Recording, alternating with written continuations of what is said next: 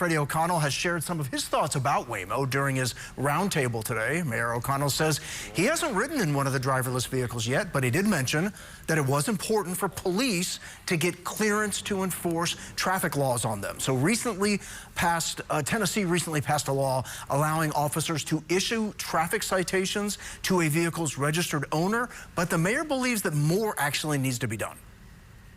I'm aware of multiple different I'd say interesting incidents that have occurred with Waymos on Nashville Street so far.